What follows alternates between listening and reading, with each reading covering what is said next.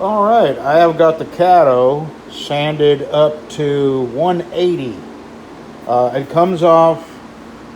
It comes off that grinder at 80. I started at a 40 grit, and once I get the bevels pretty much set the way I want them, I go to the 80 grit, and I knock out the 40 grit lines, and I come over here with 120 right here. I sand out the 80 grit lines, and now I sanded out the 120 lines with 180, and this is 220.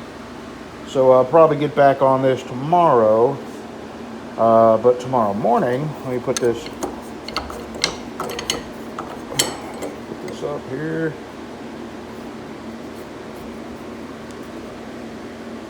Tomorrow morning, I'm going to be cutting all this wood into handle size wood, and I've had it for years. It's completely dry, and I think I'm going to be storing all my handle wood inside my house, and the reason is it's air conditioned, and the moisture content, the humidity would be low, and so it just makes sense to keep it in a dry, low humidity condition. That way, when I'm using it and I sand it down and then take it in my house, where it does, if the wood is not kept in a non-humid environment, where I've been keeping it out here. And the one that called my attention to this is Lisa Booker. She bought a knife, and I keep the wood out here, and I made the handles, and I shipped it to her. And a couple of months later, what happened was the humidity came out of the wood. We have 90% humidity, 80, 75. We're a very humid environment here. And I shipped it to her, and I think she's in Ohio, and it's much, much less humid up there. So what had happened was the handle wood shrunk a little bit, and she could feel the edge of the pins sticking out. I told her to ship it to me, and I would resand the pins. And that goes for anybody that's bought a knife from me.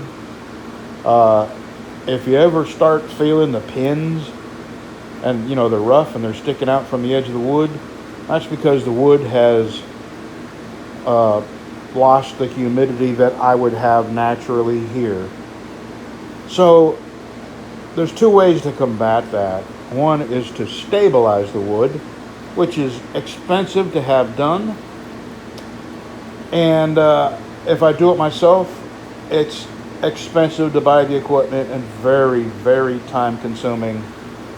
And, I'm not making museum knives. I am making using working knives. So, if I ever get to that point, I will consider either buying nothing but stabilized wood, or stabilizing my own wood, or cutting my wood into the knife handle sizes and sending it out. Excuse me. Sending it out to have it stabilized. I may get to that. God, well, I tell you, they make these bottles so thin, when you grab a hold of them to turn the top off, it feels like you're going to bust it open. I may get to that, but right now, the best thing I can do that doesn't cost me a lot of money is just move it all into my house in a low humidity environment. So, this is the Caddo. I really like the shape of this. I got a feeling this is going to be one of my, the Nest Mook. I like my Swamp Rat was my favorite knife to make. And then I drew that Nest Mook out, and I really like the looks of it. I like the handle. I like the blade. And I like making the Nest Mook now, too, as much as I like the Swamp Rat. And this Caddo, this is my first one, but I like the style of this blade a lot. And I think this is going to be one of my favorites, too. All right, tomorrow I'm going to cut all that wood into handle size and sand this up to 400. I don't know if I'll get to heat treat it. Monday's a holiday. I may get to it Monday, Tuesday. My wife has a CAT scan, and depending on what they find, they may put her in the hospital right then. Whatever it is,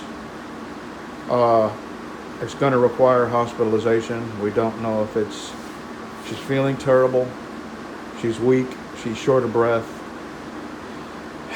So something's wrong, and it may require hospitalization and surgery. Alrighty, I'm gonna go get my table saw and move it over where my forge is so I can get that wood cut tomorrow. So I don't know when you'll see this. Maybe Tuesday morning.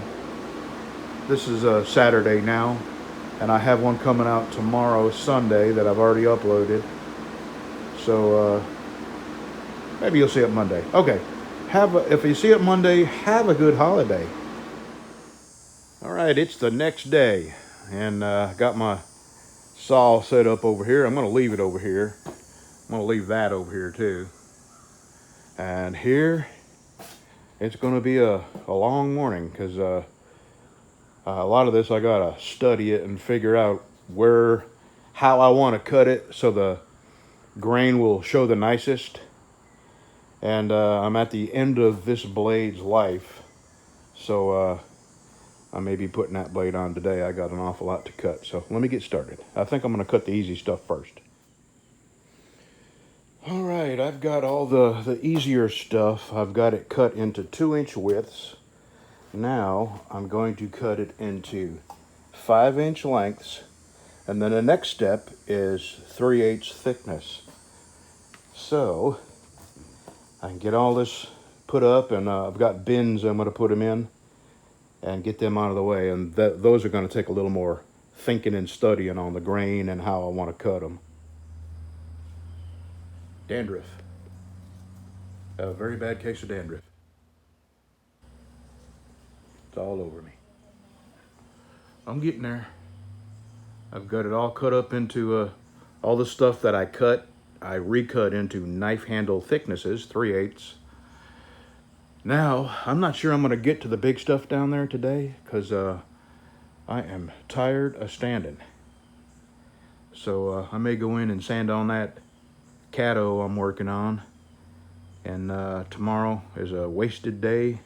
It's all going to be spent in town. Tuesday is my wife's doctor, and I don't know what Wednesday holds, so I may call this a day. All right, I am sanded up to 400 on the Caddo.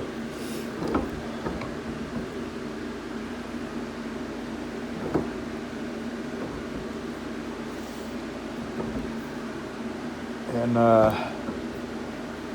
tomorrow is in-town shopping day. My wife wants to get a house full of groceries and stuff just in case she has to spend a lot of time in the hospital. So, and I have a 25% off coupon for Harbor Freight, and they have this wooden bench. It's like $150, and I'm gonna buy it and put it there. That goes back out in my other shop.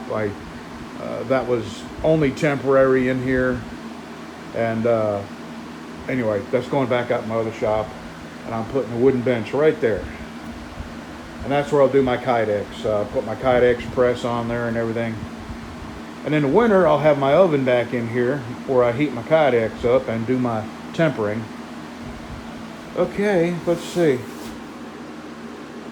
I guess that's it for out here today. Oh yeah, I changed that blade out on my table saw, and I think I might try to make a ulu. I gotta look at them online and see if I'm even close to what they might look like. And and I was thinking of making a cleaver out of this. Let me draw out since it's all got to be sanded anyway. Here's right here is the warp and the skinny part. I was thinking of doing something like this.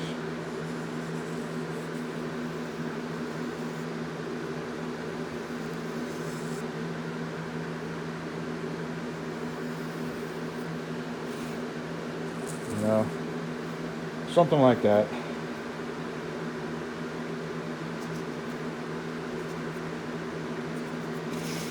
I've never made a cleaver before, and honestly, I don't know if there's a market for cleavers, but I've never made one, and I thought it would be cool to make my first one out of Damascus. I have another knife that somebody wants me to make them out of Damascus, and since there's just no telling where there may be a bad area in here, if there is. So I'm going to buy another small piece of Damascus to make that knife. And I'll probably buy that from Alabama, Damascus. But I thought I might try a cleaver just because I never have. And an ulu. But who knows what the next week or month or 2 months may hold. We'll see. I may not be back out here for quite a while. Okay, change of plans. My wife decided that she does not want to go shopping tomorrow.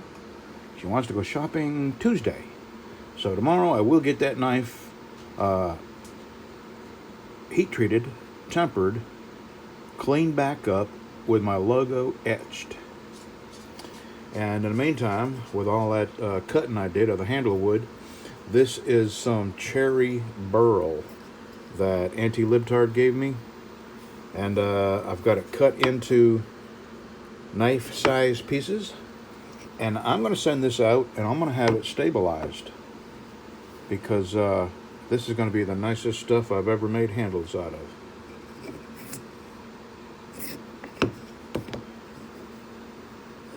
And once it's stabilized, all these little cracks and everything will just be character, but they'll be filled with a resin.